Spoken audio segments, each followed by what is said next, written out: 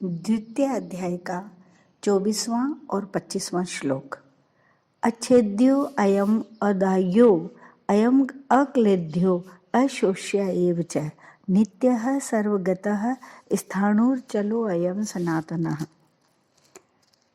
व्याख्या है, शस्त्र आदि इस शरीर में विकार क्यों नहीं करते, यह बात इस श्लोक में कहते हैं।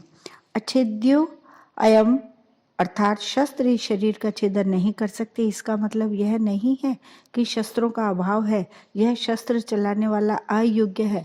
प्रत्युत छेदन रूपी क्रिया शरीर में प्रविष्ट ही नहीं हो सकती, पर यह छेदन होने के योग्य ही नहीं है। शस्त्र के सिवाय मंत्र, शाप आदि से भी इस शरीर का छेदन नहीं हो सकता। जैसे याज्ञवल्क्य के प्रश्न का उत्तर न दे सकने के कारण उनके शाप से शाकल्य का मस्तक कटकर गिर गया, इस प्रकार देह तो मंत्रों से, वाणी से कट सकता है, पर देही सर्वथा अछेद्य है। अदाह्यो अयम अर्थात यह शरीर अदाह्य है, क्योंकि इसमें जलने की योग्यता ही नहीं है। अग्नि के सिवाय मंत्र, शाप आदि से भी यह देही जल नहीं सकता। जैसे दमयंती के शाप देने से व्याध बिना अग्नि के जलकर भस्म हो गया, इस प्रकार अग्नि, शाप आदि से वही जल सकता है जो जलने योग्य होता है। इस देही में तो दहन क्रिया का प्रवेश ही नहीं हो सकता। अक्लेद्य अर्थात यह देही गीला होने योग्य नहीं है, अर्थात इसमें गीला होने की योग्यता ही नहीं है। जल से एवं मंत्र, शाप, औषधि आदि से यह गीला नहीं हो सकता। जैसे सुनने में आता है कि मालकोश राग के गाए जाने से पत्थर भी गीला हो जाता है। चंद्रमा को देखने से चंद्रकांत मणि गीली हो जाती है, परंतु यह देही राग, रागनी आदि से गीली होने वाली वस्तु नहीं है। अशोष्य अर्थात यह देही अशोष्य है, वायु से इसका शोषण हो जाए यह ऐसी वस्तु नहीं है, क्योंकि इसमें शोषण क्रिया का प्रवेश ही नहीं होता। वायु से तथा मंत्र, शाप, औषधि आदि से यह देही सूख नहीं सकता। जैसे अगस्त्य ऋषि समुद्र का शोषण कर गए, ऐसे इस देही का कोई अपनी शक्ति से शोषण नहीं कर सकता। एव च अर्थात अर्जुन नाश की संभावना को लेकर शोक कर रहे थे, इसलिए शरीर को अच्छेद्य, अदाह्य, अक्लेद्य और अशोष्य कहकर भगवान एव च पदों से विशेष जोर देकर कहते हैं कि यह शरीर तो ऐसा ही है, इसमें किसी भी क्रिया का प्रवेश नहीं होता, अतः यह शरीर शोक करने योग्य है ही नहीं।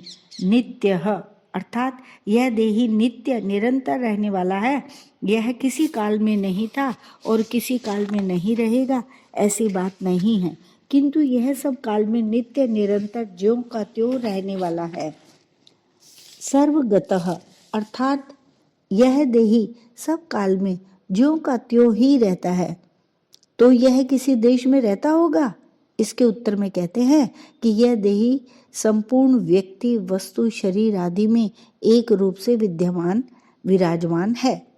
अचलह अर्थात यह सर्वगता है, तो यह कहीं आता जाता भी होगा। इस पर कहते हैं कि यह देही स्थिर स्वभाव वाला है, अर्थात इसमें कभी यहाँ और कभी वहाँ इस प्रकार आने जाने की क्रिया नहीं है। स्थाणुहु अर्थात यह स्थिर स्वभाव वाला है, कहीं आता जाता नहीं। यह बात ठीक है, पर इसमें कंपन तो होता होगा। जैसे वृक्ष एक जगह ही रहता है, कहीं भी आता जाता नहीं, पर वह एक जगह रहता हुआ ही हिलता है, ऐसे ही इस देही में भी हिलने की क्रिया होती होगी। इसके उत्तर में कहते हैं कि ये देही स्थाणु है, अर्थात इसमें हिलने की क्रिया नहीं है। सनातनः अर्थात यह देही अचल है, स्थाणु है। यह बात तो ठीक है, पर यह कभी पैदा भी होता होगा। इस पर कहते हैं कि यह सनातन है, अनादि है, सदा से है, यह किसी समय नहीं था, ऐसा संभव ही नहीं है। विशेष बात यह है कि यह संसार अनित्य है, एक क्षण भी स्थिर रहने वाला नहीं है, परंतु जो सदा रहने वाला है, जिसमें कभी किंचित मात्र भी परिवर्तन नहीं होता, उस देही की तरफ लक्ष्य कराने में नित्य पद का तात्पर्य है। देखने, सुनने, पढ़ने, समझने में जो कुछ प्राकृत संसार आता है, उसमें जो सब जगह परिपूर्ण तत्व है उसकी तरफ लक्ष्य कराने में सर्वगतः पद का तात्पर्य है। संसार मात्र में जो कुछ वस्तु, व्यक्ति, पदार्थ आदि हैं वे सब के सब चलायमान हैं। उन चलायमान वस्तु, व्यक्ति, पदार्थ आदि में जो अपने स्वरूप से कभी चलायमान अर्थात विचलित नहीं होता, उस तत्व की तरफ लक्ष्य कराने में अचलह पद का तात्पर्य है। प्रकृति और प्रकृति के कार्य संसार में प्रति क्षण क्रिया होती रहती है, परिवर्तन होता रहता है। ऐसे परिवर्तनशील संसार में जो क्रिया रहित, परिवर्तन रहित, स्थायी स्वभाव वाला तत्व है उसकी तरफ लक्ष्य करने में स्थाणु पद का तात्पर्य है। मात्र प्राकृत पदार्थ उत्पन्न और नष्ट होने वाले हैं तथा ये पहले भी नहीं थे और पीछे भी नहीं रहेंगे, परंतु जो नए उत्पन्न होता है और नए नष्ट ही होता है तथा जो पहले भी था और पीछे भी हरदम रहेगा, उस तत्व अर्थात देही की तरफ लक्ष्य कराने में सनातनः पद का तात्पर्य है। उपर्युक्त पांचों विशेषणों का तात्पर्य है कि शरीर संसार के साथ तादात्म्य होने पर भी, शरीर और शरीरी भाव का अलग अलग अनुभव न होने पर भी शरीरी नित्य, निरंतर, एक रस, एक रूप रहता है। परिशिष्ट भाव ये है कि सर्वगतः स्वयं देहगत नहीं है, प्रत्युत सर्वगत है। ऐसा अनुभव होना ही जीवन मुक्ति है। जैसे शरीर संसार में बैठा हुआ है, ऐसे हम शरीर में बैठे हुए नहीं हैं। शरीर के साथ हमारा मिलन कभी हुआ ही नहीं, है ही नहीं, होगा ही नहीं, हो सकता ही नहीं। शरीर हमारे से बहुत दूर है, परंतु कामना, ममता, तादात्म्य के कारण हमें शरीर के साथ एकता प्रतीत होती है। वास्तव में शरीरी को शरीर की जरूरत ही नहीं है। शरीर के बिना भी शरीरी मौज से रहता है। 25वां श्लोक। अव्यक्तो अयम चिंत्यो अयम विकार्यो अयम उच्यते तस्मादेवं विदित्वैनं नानुशोचितुं मर्हसि। अव्यक्तो अयम, जैसे शरीर संसार स्थूल रूप से देखने में आता है, वैसे यह शरीरी स्थूल रूप से देखने में आने वाला नहीं है, क्योंकि यह स्थूल सृष्टि से रहित है।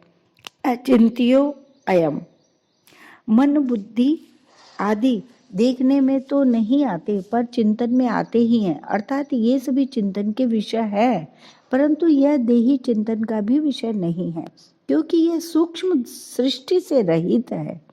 अविकार्यो अयम उच्यते, अर्थात यह देही विकार रहित कहा जाता है, अर्थात इसमें कभी किंचित मात्र भी परिवर्तन नहीं होता।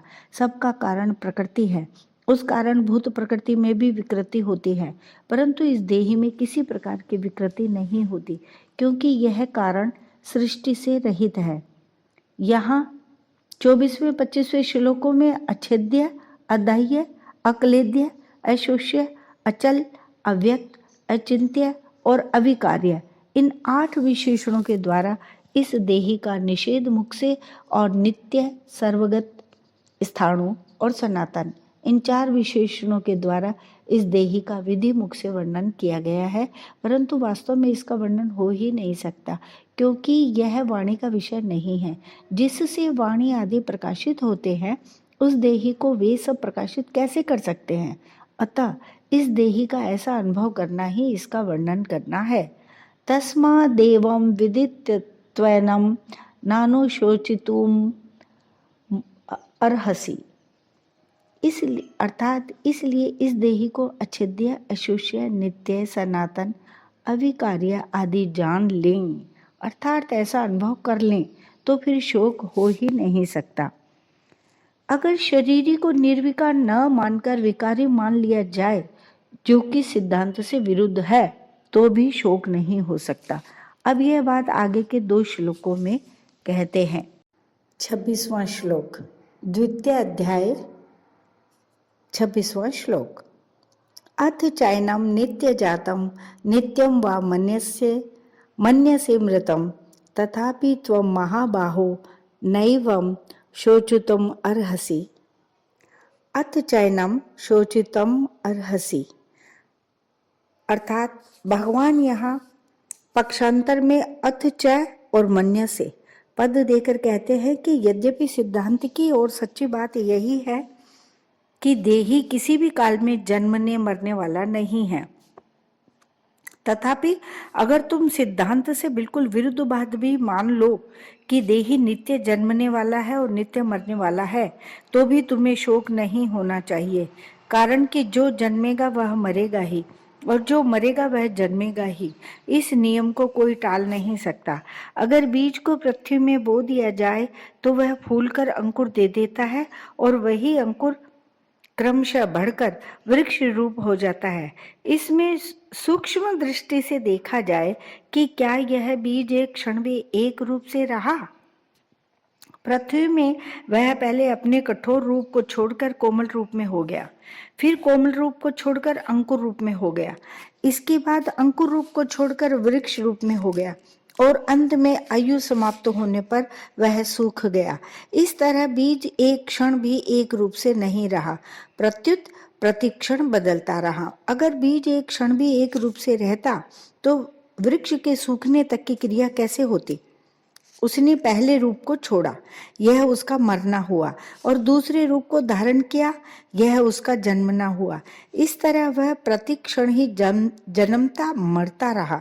बीज की तरह यह शरीर है, बहुत सूक्ष्म रूप से वीर्य का जंतु रज के साथ मिला। वह बढ़ते बढ़ते बच्चे के रूप में हो गया और फिर जन्म गया। जन्म के बाद वह बढ़ा, फिर घटा और अंत में मर गया। इस तरह शरीर एक क्षण भी एक रूप से न रहकर बदलता रहा, अर्थात प्रति क्षण जन्मता मरता रहा।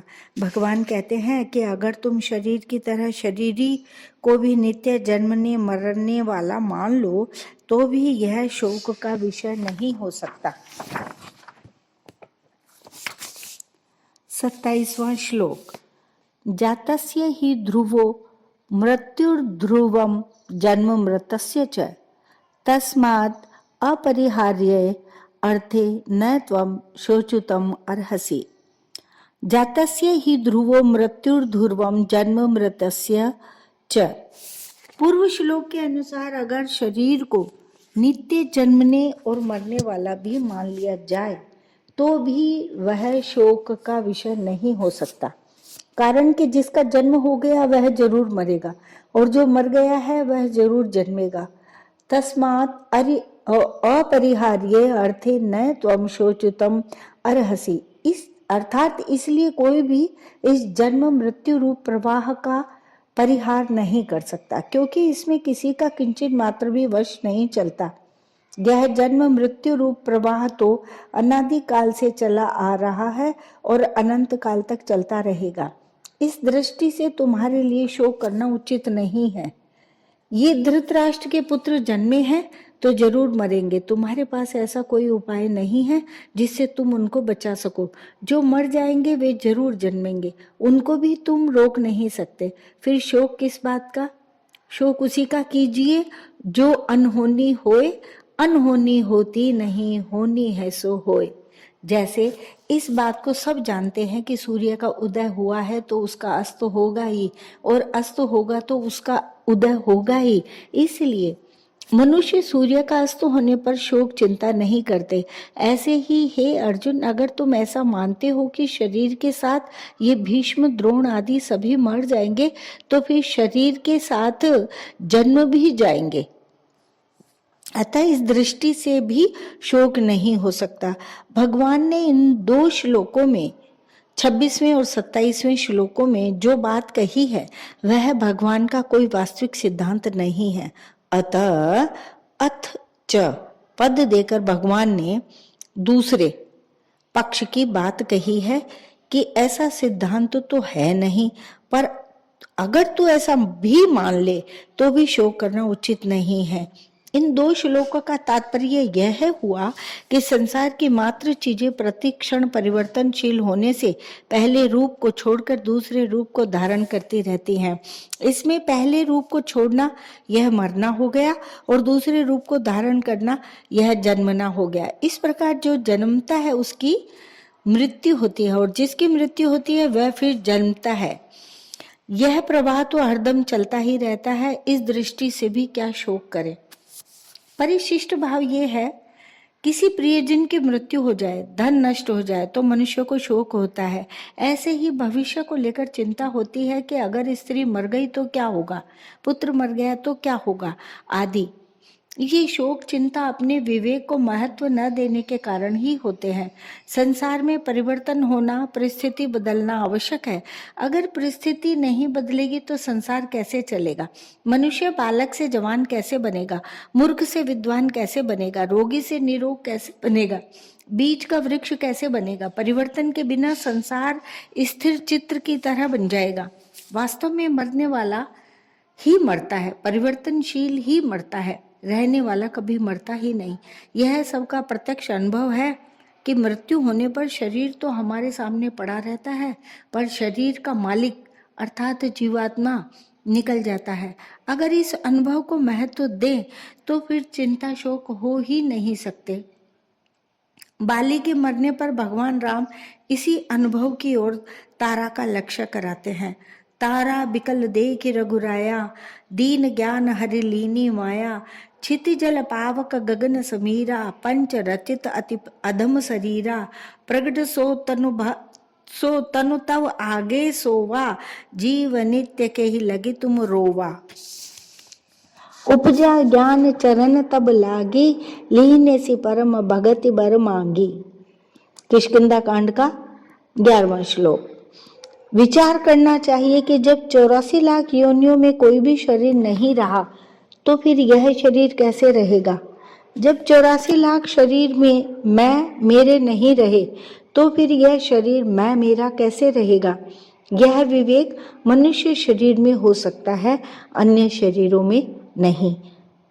पीछे के 2 श्लोकों में पक्षांतर की बात कहकर अब भगवान आगे के श्लोक में बिल्कुल साधारण दृष्टि की बात कहते हैं। 28वां श्लोक। अव्यक्तादीनि भूतानि व्यक्त मध्यानि भारत, अव्यक्त निधनान्येव तत्र का परिदेवना। अव्यक्तादीनि भूतानि अर्थात देखने, सुनने और समझने में आने वाले जितने भी प्राणी शरीर आदि हैं, वे सब के सब जन्म से पहले अप्रगट थे, अर्थात दिखते नहीं थे। अव्यक्त निधनान्येव अर्थात ये सभी प्राणी मरने के बाद अप्रकट हो जाएंगे, अर्थात इनका नाश होने पर ये सभी नहीं में चले जाएंगे, दिखेंगे नहीं। व्यक्त मध्यानि अर्थात ये सभी प्राणी बीच में अर्थात जन्म के बाद और मृत्यु के पहले प्रकट दिखाई देते हैं। जैसे सोने से पहले भी स्वप्न नहीं था और जगने पर भी स्वप्न नहीं रहा, ऐसे ही इन प्राणियों के शरीरों का पहले भी अभाव था और पीछे भी अभाव रहेगा, परंतु बीच में भाव रूप से दिखते हुए भी वास्तव में इनका प्रतिक्षण अभाव हो रहा है। तत्र का परिदेवना अर्थात जो आदि और अंत में नहीं होता वह बीच में भी नहीं होता, यह सिद्धांत है। सभी प्राणियों के शरीर पहले नहीं थे और पीछे नहीं रहेंगे, अतः वास्तव में वे बीच में भी नहीं है, परंतु यह शरीरी पहले भी था और पीछे भी रहेगा, अतः वह बीच में भी रहेगा ही। निष्कर्ष निकला कि शरीरों का सदा अभाव है और शरीरी का कभी भी अभाव नहीं है, इसलिए इन दोनों के लिए शोक नहीं हो सकता। परिशिष्ट भाव ये है कि जो आदि और अंत में नहीं है उसका नहीं पना नित्य निरंतर है, तथा जो आदि और अंत में है उसका है पना नित्य निरंतर है। जिसका नहीं पना नित्य निरंतर है वह असत अर्थात शरीर, और जिसका है पना नित्य निरंतर है वह सत अर्थात शरीरी है। असत के साथ हमारा नित्य वियोग है और सत के साथ हमारा नित्य योग है। अब भगवान शरीरी की अलौकिकता का वर्णन करते हैं। 29वां श्लोक।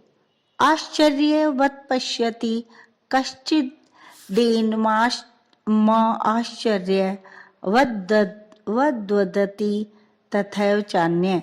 आश्चर्यवच्चने मन्यः शृणोति, श्रुत्वाप्येनं वेद न चैव कश्चित्।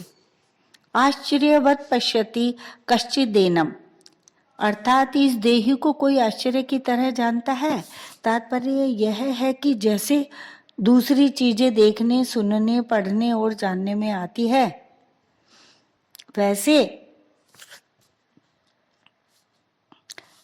इस देही का जानना नहीं होता, कारण कि दूसरी वस्तुएं इदंता से अर्थात यह करके जानते हैं, अर्थात वे जानने का विषय होती हैं।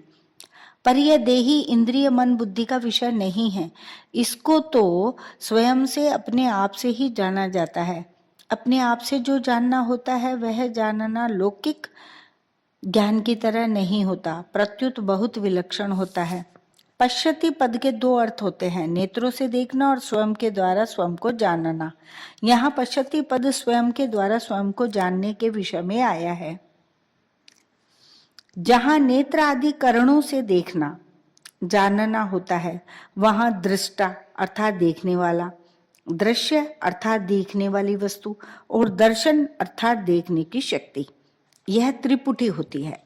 इस त्रिपुटी से ही संसारिक देखना जानना होता है। परंतु स्वयं के ज्ञान में यह त्रिपुटी नहीं होती, अर्थात स्वयं का ज्ञान करण सापेक्ष नहीं है। स्वयं का ज्ञान तो स्वयं के द्वारा ही होता है, अर्थात वह ज्ञान करण निरपेक्ष है। जैसे मैं हूं, ऐसा जो अपने होनेपन का ज्ञान है, इसमें किसी प्रमाण की या किसी करण की आवश्यकता नहीं है। इस अपने होनेपन को इदंता से अर्थात दृश्य रूप से नहीं देख सकते। इसका ज्ञान अपने आप को ही होता है। यह ज्ञान इंद्रिय जन्य या बुद्धि जन्य नहीं है। इसलिए स्वयं को, अपने आप को जानना आश्चर्य की तरह होता है। जैसे अंधेरे कमरे में हम किसी चीज को लाने जाते हैं तो हमारे साथ प्रकाश भी चाहिए और नेत्र भी चाहिए, अर्थात उस अंधेरे कमरे में प्रकाश की सहायता से हम उस चीज को नेत्रों से देखेंगे, तब उसको लाएंगे। परंतु कहीं दीपक जल रहा है और हम उस दीपक को देखने जाएंगे तो उस दीपक को देखने के लिए हमें दूसरे दीपक की आवश्यकता नहीं पड़ेगी, क्योंकि दीपक स्वयं प्रकाश है, वह अपने आप को स्वयं ही प्रकाशित करता है। ऐसे ही अपने स्वरूप को देखने के लिए किसी दूसरे प्रकाश की आवश्यकता नहीं है, क्योंकि यह देही स्वरूप स्वयं प्रकाश है। अतः यह अपने आप से ही अपने आप को जानता है। स्थूल, सूक्ष्म और कारण, ये तीन शरीर हैं। अन्न जल से बना हुआ स्थूल शरीर है। यह स्थूल शरीर इंद्रियों का विषय है। इस स्थूल शरीर के भीतर 5 ज्ञानेंद्रियां, 5 कर्मेंद्रियां, 5 प्राण, मन और बुद्धि, इस तरह इस 17 तत्वों से बना हुआ सूक्ष्म शरीर है।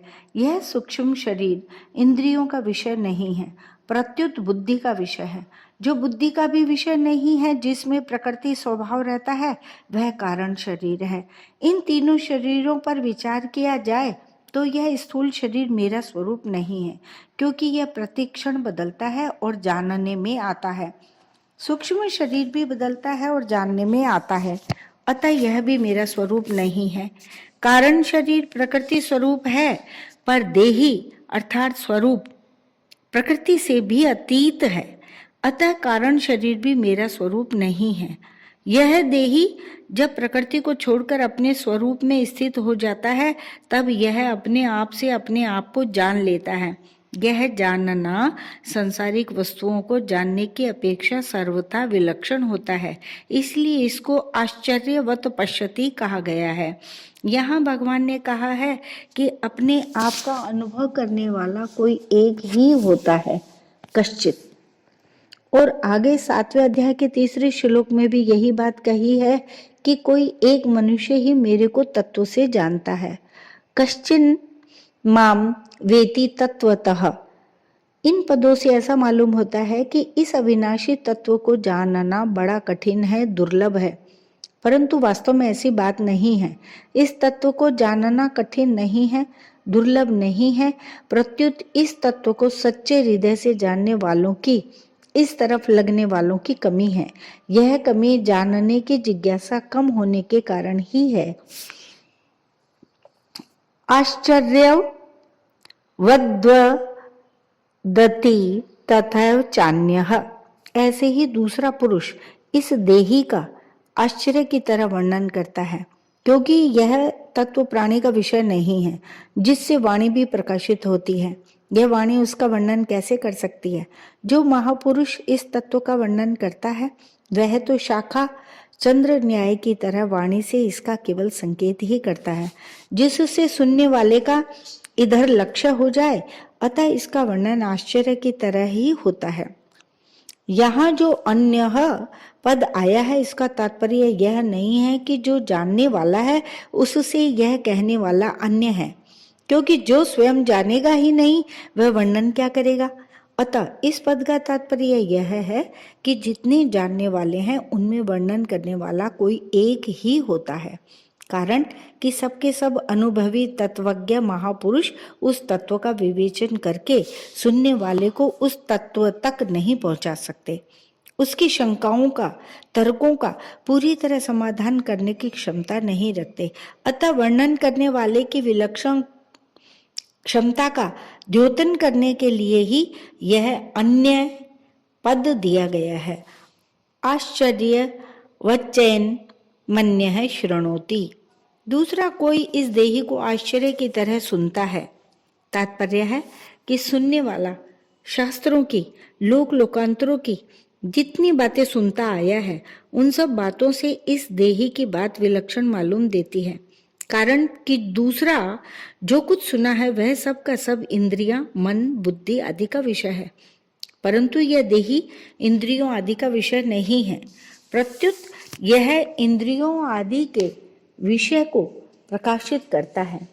अतः इस देही की विलक्षण बात वह आश्चर्य की तरह सुनता है। यहाँ अन्य पद देने का तात्पर्य है कि जानने वाला और कहने वाला, इन दोनों से सुनने वाला अर्थात तत्व का जिज्ञासु अलग है। श्रुत्वाप्येनम वेद न चैव कश्चित, इसको सुनकर के भी कोई नहीं जानता। इसका तात्पर्य यह नहीं है कि उसने सुन लिया तो अब वह जानेगा ही। इसका तात्पर्य यह है कि केवल सुन करके, सुनने मात्र से इसको कोई भी नहीं जान सकता। सुनने के बाद जब वह स्वयं उसमें स्थित होगा तब वह अपने आप से ही अपने आप को जानेगा। यहाँ कोई कहे कि शास्त्रों और गुरुजनों से सुनकर ज्ञान तो होता ही है, फिर यहाँ सुन करके भी कोई नहीं जानता, ऐसा कैसे कहा गया है? इस विषय पर थोड़ी गंभीरता से विचार करके देखें कि शास्त्रों पर श्रद्धा स्वयं शास्त्र नहीं करते और गुरुजनों पर श्रद्धा स्वयं गुरुजन नहीं कराते, किंतु साधक स्वयं ही शास्त्र और गुरु पर श्रद्धा विश्वास करता है, स्वयं ही उनके सम्मुख होता है। अगर स्वयं के सम्मुख हुए बिना ही ज्ञान हो जाता तो आज तक भगवान के बहुत अवतार हुए हैं, बड़े बड़े जीवन मुक्त महापुरुष हुए हैं, उनके सामने कोई अज्ञानी रहना ही नहीं चाहिए था, अर्थात सबको तत्व ज्ञान हो जाना चाहिए था, पर ऐसा देखने में नहीं आता। श्रद्धा विश्वास पूर्वक सुनने से स्वरूप में स्थित होने में सहायता तो जरूर मिलती है, पर स्वरूप में स्थित स्वयं ही होता है। अतः उपर्युक्त पदों का तात्पर्य तत्व ज्ञान को असंभव बताने में नहीं, प्रत्युत उसे करण निरपेक्ष बताने में है। मनुष्य किसी भी रीति से तत्व को जानने का प्रयत्न क्यों न करे, पर अंत में अपने आप से ही अपने आप को जानेगा। श्रवण, मनन आदि साधन तत्व के ज्ञान में परंपरागत साधन माने जा सकते हैं, पर वास्तविक बोध करण निरपेक्ष अपने आप से ही होता है। अपने आप से अपने आप को जानना क्या होता है? एक होता है करना, एक होता है देखना और एक होता है जानना। करने में कर्मेंद्रियों की, देखने में ज्ञानेंद्रियों की और जानने में स्वयं की मुख्यता होती है। ज्ञानेंद्रियों के द्वारा जानना नहीं होता, प्रत्युत देखना होता है, जो कि व्यवहार में उपयोगी है। स्वयं के द्वारा जो जानना होता है वह दो तरह का होता है। एक तो शरीर संसार के साथ मेरी सदा भिन्नता है और दूसरा परमात्मा के साथ मेरी सदा अभिन्नता है। दूसरे शब्दों में परिवर्तनशील नाशवान पदार्थों के साथ मेरा किंचित मात्र भी संबंध नहीं है और अपरिवर्तनशील अविनाशी परमात्मा के साथ मेरा नित्य संबंध है। ऐसा जानने के बाद फिर स्वतः अनुभव होता है। उस अनुभव का वाणी से वर्णन नहीं हो सकता। वहां तो बुद्धि भी चुप हो जाती है। परिशिष्ट भाव ये है कि शरीरी को सुनने मात्र से अर्थात अभ्यास के द्वारा नहीं जान सकते, पर जिज्ञासा पूर्वक तत्वज्ञ अनुभवी महापुरुषों से सुनकर जान सकते हैं। यत तामपि सिद्धा नाम कश्चिन माम वेति तत्वतः आश्चर्य वदति तथैव चान्यः। कहने का तात्पर्य है कि तत्व का अनुभव करने वालों में भी वर्णन करने वाला कोई एक ही होता है। सब के सब अनुभव करने वाले उसका वर्णन नहीं कर सकते। जैसे संसार में सुनने मात्र से विवाह नहीं होता, प्रत्युत स्त्री और पुरुष एक दूसरे को पति पत्नी रूप से स्वीकार करते हैं, तब विवाह होता है। ऐसे ही सुनने मात्र से परमात्मा तत्व को कोई भी नहीं जान सकता। प्रत्युत सुनने के बाद जब स्वयं उसको स्वीकार करेगा अथवा उसमें स्थित होगा, तब स्वयं से उसको जानेगा। अतः सुनने मात्र से मनुष्य ज्ञान की बातें सीख सकता है, दूसरों को सुना सकता है, लिख सकता है, व्याख्यान दे सकता है, विवेचन कर सकता है, पर अनुभव नहीं कर सकता। परमात्म तत्व को केवल सुनने मात्र से नहीं जान सकते, प्रत्युत सुनकर उपासना करने से जान सकते हैं। श्रुत्वान्येभ्य उपासते। अगर परमात्म तत्व का वर्णन करने वाला अनुभवी हो और सुनने वाला श्रद्धालु तथा जिज्ञासु हो तो तत्काल भी ज्ञान हो सकता है। अब तक देह और देही का जो प्रकरण चल रहा था उसका आगे के श्लोक में उपसंहार करते हैं।